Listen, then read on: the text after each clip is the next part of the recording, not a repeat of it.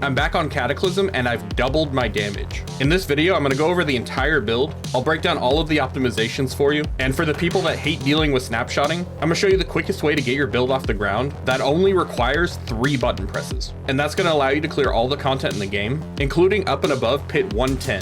But for the true tryhards out there, I'm going to break down all of the tips you need to be able to push your pit levels past 140. If you enjoy my content, don't forget to like, comment, and subscribe, and make sure you turn on those notifications. I'm also live right now at twitch.tv/screamheart, so come ask me anything you want, or just chill with me. Now let's get into the details. So how does the build work? Basically, we're funneling everything we can into Cataclysm, which is a long duration ultimate ability. So to make the build work, you're going to need your Cataclysm to last as long as possible. You also need it to have the shortest cooldown possible. You're going to reduce the cooldown with skill ranks, and also from certain items like Erides. And you're going to want to prioritize getting a greater affix on the ultimate cooldown reduction on this item. As far as duration goes, you've got some passives like Endless Tempest, which we're not only dumping points into on the skill tree, but you're also getting some on Mjolnir Ring.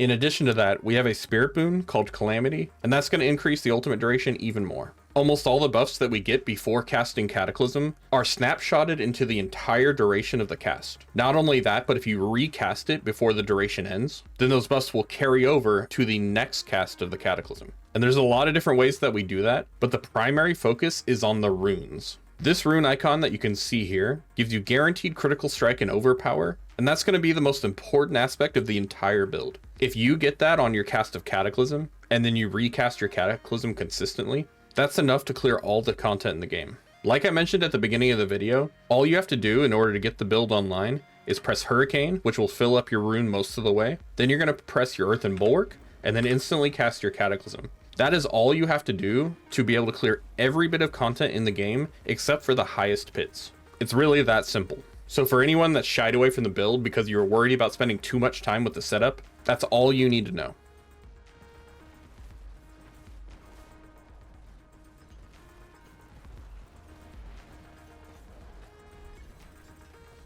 Now I took out a bunch of buffs in order to show you that it works without them. So let me put those back in and I'll talk about more. Now you can see that we have a second rune icon. Now the default setup I have for this rune is to walk around in order to fill it up. So you can literally just walk around in circles and even do it while you're setting up the other parts of your abilities. And as you can see here, we got this yellow icon that's going to increase the damage of our Cataclysm. Now that we've got the icon, we can cast, and you'll see that we're doing more damage than we were previously. Also, if you didn't know already, I'm casting Earthen Bulwark right before I cast my Cataclysm, which is also buffing Cataclysm because of a passive in the tree called Resonance. And the nice thing about Resonance is you get triple this number if you cast a Storm skill after an Earth skill. That's why we use Earthen Bulwark. Now, if you've seen my previous video, nothing I've said so far is new for you. And I'm going to cover the increases in damage that I added to the build in a little bit. But for the people that are just learning the build, another big portion of our damage comes from overpowering. So we talked about how the rune makes you overpower, but you can see here that we have 8,665 overpower damage. That is a ton of additive damage. And the nice thing about overpower is it also scales with your maximum life, which is why you'll see that I've got a lot of my masterworking and greater affixes into maximum life. And it also scales with our willpower. If I hover over the willpower, you can see that it's a double whammy because the willpower is scaling our skill damage while simultaneously scaling our overpower damage. And to go even further, willpower is also scaling our Runeworker's Conduit, which increases our bolt damage. And because we're using Mjolnir Ring, lightning bolt bonuses go into our Cataclysm. So you can see where this is going.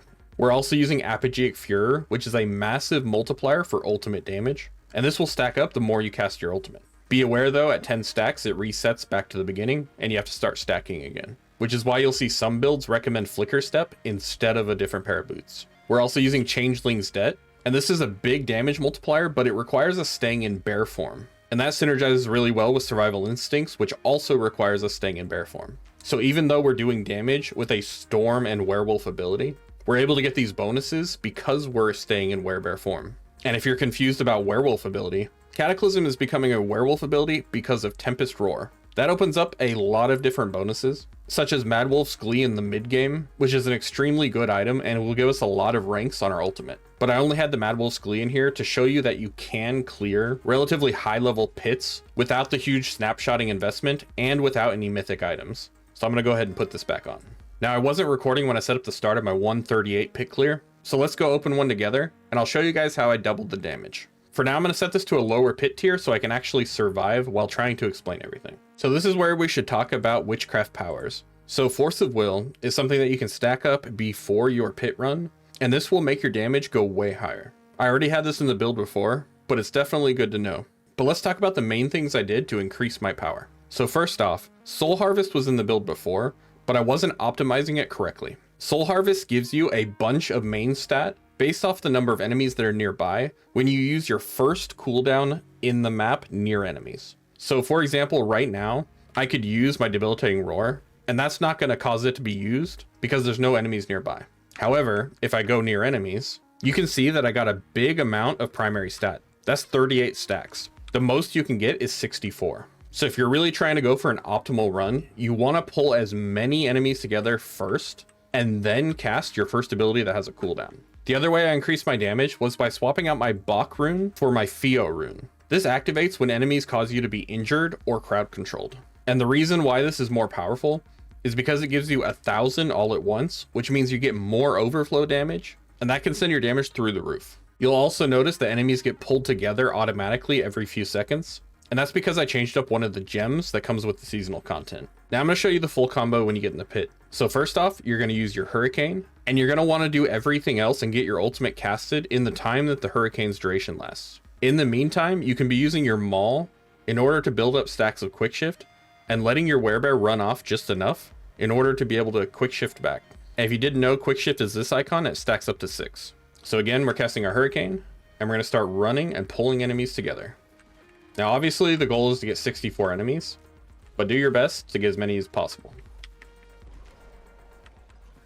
As you can see, we managed to get pretty good damage.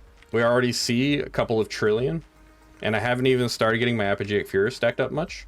And I can't even see the enemies before I kill them, so I'm assuming that I did things correctly. But again, you're getting in the dungeon. You can start by mauling, Hurricane, but don't do it near enemies. Run towards enemies, pulling them together. Continue to maul to get your quick shift stacks. And when you have enough enemies pulled together, you're going to use your Bulwark, instantly followed by your Cataclysm. Also, right before you use your Bulwark, you want to make sure that you got your bonus for your other rune, which means either being crowd controlled or injured. If you did all of those things correctly, you should be doing insane damage. One more thing that I incorporated that should add a significant amount of damage is a stat that gives a lucky hit chance to immobilize enemies. That's going to synergize with our Electric Shock passive and our Natural Disaster passive, which are two pretty significant multipliers. I was even considering whether or not any Masterwork bonuses going into this would be worth it, but I think I'm going to stick to the maximum life. So in this video, I'm going to focus on the endgame version of the build, but I did go through and update the early game, mid game, and end game versions of the build, so you guys have the most up-to-date information as possible. So click on the link under the video, and if you're leveling, you're going to use early game. Mid game uses unique items, but no mythic items. And end game is going to be the most optimal build possible for pushing pits. So we talked a lot about Cataclysm, but let me tell you about the other abilities. So Pulverize, Hurricane, and Debilitating Roar all reduce enemy damage. But Hurricane is increasing our ultimate damage through Storm Shifter's aspect, and Debilitating Roar has a built-in damage increase. Maul is going to be used to build up Fortify, and Pulverize is going to be used right before recasting your ultimate to make sure you don't eat your overpower with a Provocation proc. If you don't know already, there's a passive in the skill tree called Provocation, and the more time you spend in bear form, the more stacks you get. At 20 stacks, you get a guaranteed overpower. But what this ends up doing is causing us to lose our overpower on Cataclysm when we recast it. So make sure you don't have 20 stacks of Provocation when you go to cast your Cataclysm. That's why I use my Pulverize right before I cast each time. For our Spirit Boons, we're using Gift of the Stag. Maximum Spirit is extremely good, and we always want our Spirit to be full when we first cast our Cataclysm in an area, because we're getting 1% more ultimate damage per Spirit, and that's coming from the Ancestral Guidance Paragon node. We're going with Iron Feather for more damage and survivability, Avian Wrath for more damage, Calamity for that ultimate duration, and Masochistic is going to give us some nice healing in between. That's going to be coming from our Maul and our Pulverize when we hit enemies. By the way, this isn't the only lucky hit chance we get. Maul and Pulverize are also giving us a chance to immobilize enemies, and that increases our damage as well. For our gear, we're going with Tempest Roar to make our ultimate into a werewolf ability, Shroud of False Death to get +1 to all of our passives, which is extremely OP, Runeworker's Conduit, which when we stack willpower is buffing lightning bolt damage, which because of Mjolnir Ring is also buffing our Cataclysm. Stormshifters is making our shapeshifting abilities have +5 ranks, which because of Tempest Roar is giving it to our ultimate. Exploiters is going to make us do increased damage to enemies that are unstoppable, which happens pretty often. But if you're not pushing endgame pits, just put movement speed or something here. Apogee Fury is boosting our damage by a lot. Same thing with Changeling's Debt. But we have to be in Werebear form for this one to work. Eridez is reducing our ultimate cooldown by a ton, and Mjolnir Ring is also doubling our damage.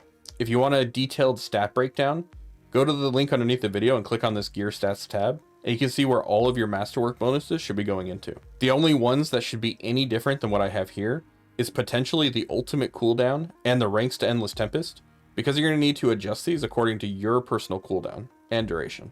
For the runes, I'm recommending Fio, Cox, and Igni Zahn, but you can replace Fio with Bach if you like running the other version. For Witchcraft Powers, we're going with Vengeful Spirit, which is going to block enemy damage, Decay Augmentation, which is poisoning enemies, and yes, it works now. Purging Touch increases our ultimate damage because of Voice of the Stars. Aura of Siphoning is healing us and also activating Voice of the Stars. Force of Will is giving us way more damage after we've built up stacks from killing enemies on our next overpower. Soul Harvest is giving us a ton of willpower, assuming that we use it when there's a lot of enemies around. And we have to have 3 Growth and Decay abilities in order for Friend of the Bog to be activated. For our gems, we're using Sapphire for our armor. And you want to make sure your runes are in the weapon, because the weapon gems are not as good as the armor gems. We're using Hungering Void to pull enemies in. Friend of the Bog is going to be increasing our primary stats and our maximum life, also making us unhindered. And Voice of the Stars is making us deal more ultimate damage, but it's also giving it the Witchcraft Power tags, which allows us to use Purging Touch. Feel free to read through the gameplay loop on the written guide, because maybe I explained it differently here, and it might help you out if you didn't understand previously. On the skill tree, we're doing the 2 points into Maul, maxing out Heart of the Wild to get more maximum spirit, going with the Pulverize for reducing enemy damage, a little bit of survivability from Iron Fur, Bulwark for that Unstoppable, and also the Resonance. We're getting extra damage when we use a defensive skill, so that's Earth and Bulwark and Debilitating Roar from this passive here. A little bit of resistances, you can adjust these points here if you need more. Feel free to pull them out of here if you do. And Vigilance is a really good defensive option. Enemies are mostly near us, so the points in a Nature's Reach could be moved elsewhere if you need more survivability or something else. But it can do quite a bit of damage if enemies happen to be further away from you. So this is probably the optimal choice for people who are trying to push higher pits. We're getting more damage from Feral Aptitude, more damage from Charged Atmosphere, more damage from Electric Shock, and a chance to immobilize enemies. We're taking Hurricane for that Stormshifter's aspect, but also for the reduced enemy damage. Mending is going to give us additional maximum life while we're in Werebear, which means more damage and survivability. Envenom is our best passive for damage, and that's why we prioritize it on our amulet. We're maxing out Defiance, Natural Disaster, and Resonance for more damage, and this is the Resonance node that triggers with our Earth and Bulwark before we cast our ultimate. We're maxing out our ultimate, getting both additional points, and enemies will always be vulnerable, which means they're taking 20% more damage. We're maxing Catastrophe for a little bit more damage after we cast our ultimate, which is about 50% uptime, so it's not bad. Maxing out Quick Shift for more damage, maxing Heightened Senses for more movement speed and damage reduction. And then our Keystone passive is Ursine Strength, which is giving us a ton of health, a bunch of damage, and a bunch of overpower damage. For the Paragon boards, make sure you pull out any armor that you don't need, as well as any resistances you don't need, because that's going to get you more points that you can put into damage. On the first board, we're going with Spirit and maxing out all the nodes available for that. Moving up to Survival Instincts, and here we're going to be putting Keeper, because that's going to buff the amount of maximum life we get out of this. Again, don't take the armor if you don't need it. And if you're still leveling up, these nodes up here are not that great, so don't bother putting points into here unless you're all the way leveled. Moving to the left from here, we're going to put the Electrocution Glyph, and we're going to grab every single willpower node on the entire area. Moving down from here, we're going to go to the Lust for Carnage board, and here we're putting Dominate and maxing out every single node that has Intelligence. On this board, you can completely remove these points here if you haven't leveled up yet, as well as these 3 points into Attack Speed. These are purely very last choices. To the left from here, we're going to put our final board, which is Thunderstruck, and we're getting Fang and Claw. Now on this board, you're going to see a bunch of willpower that I threw on, and those are the last points that you're putting in, because you may as well get a little bit more willpower out of it. And if you're this far along, it might be possible that instead of Fang and Claw, it'd be better to use Headhunter. And actually, I'm going to update this one on the fly, because I think I decided to go with Earth and Sky, because it'll be active on enemies that are further away from me. Even though enemies are mostly near me, it's just a little bit more damage. But you can't really go wrong with Fang and Claw, Earth and Sky, or Headhunter if you're far enough along.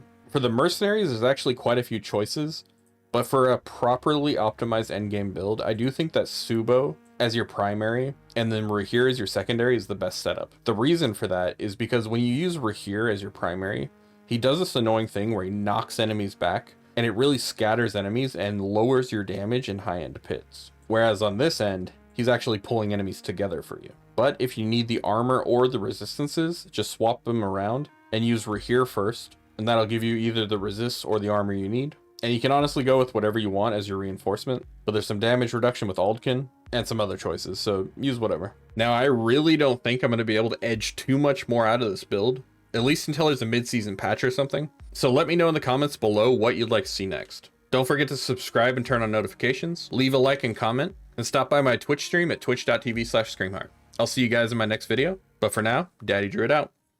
Subscribe to Screamheart. He's more than an old fart. He makes lots of fun builds. I promise his streams chill. He should probably be faster. Come watch this disaster.